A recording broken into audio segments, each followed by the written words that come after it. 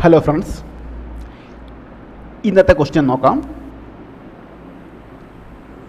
If 3 raised to x is equal to 6, അങ്ങനെയാണെങ്കിൽ then 3 raised to 2x minus 1 equal to dash. ഇതാണ് question.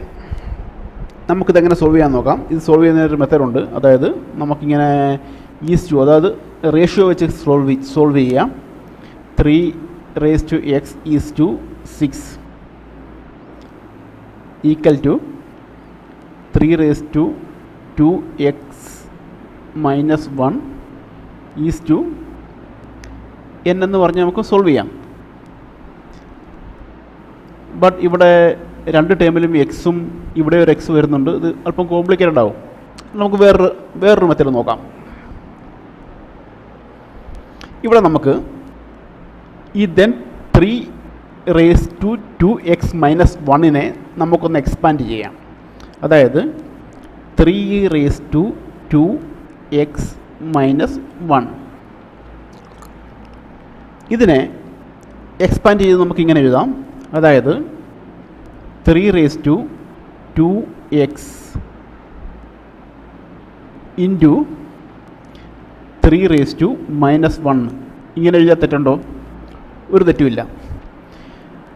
അതായത് 3 raised to 2x into 3 raised to minus 1 multiply ചെയ്ത് കഴിയുമ്പം നമുക്ക് ഇത് തന്നെ കിട്ടും. അതായത് 3 raised to ഈ പവർ പരസ്പരം ആഡ് ചെയ്യുമ്പം 3 raised to 2x minus 1 എന്ന് നമുക്ക് കിട്ടും.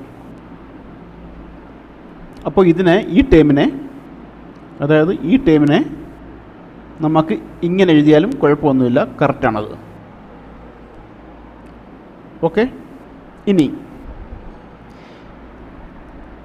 ഈ 3 raised to 2x നമുക്ക് വീണ്ടും എക്സ്പാൻഡ് ചെയ്യാം. 3 raised to 2x നമുക്ക് 3 raised to x into 3 raised to x എന്ന് എഴുതാം. ശരിയല്ലേ? അതുപോലെ തന്നെ 3 raised to minus 1 നമുക്ക് അതുപോലെ തന്നെ 3 raised to minus 1 എന്ന് എഴുതാം. 3 raised to minus 1 ഇത്രയും ശരിയാണല്ലോ. ഇനി ഈ 3 raised to x എത്രയാണെന്ന് നമുക്ക് ക്വസ്റ്റ്യനിൽ പറഞ്ഞിട്ടുണ്ട്. 3 raised to x എത്രയാണെന്ന് ക്വസ്റ്റ്യനിൽ പറഞ്ഞിട്ടുണ്ട്. 3 raised to x എന്ന് പറഞ്ഞാൽ 6 ആണ്. അപ്പോൾ ഈ 3 raised to x നമുക്ക് 6 എന്ന് എഴുതാം. ഇൻറ്റു അത് കഴിഞ്ഞ് വീണ്ടും ഒരു 3 raised to x അതിനെ നമുക്ക് 6 എന്ന് എഴുതാം. ഇൻറ്റു ഇനി അടുത്താണ് 3 raised to minus 1. 3 raised to minus 1 എന്ന് പറഞ്ഞാൽ 1/3 എന്നാണ് എഴുതുന്നത്. ഓക്കെ, അപ്പോൾ 3 raised to minus 1 നമുക്ക് 1/3 എന്ന് എഴുതാം. ഇതിനെ ഒന്ന് മൾട്ടിപ്ലൈ ചെയ്തേ.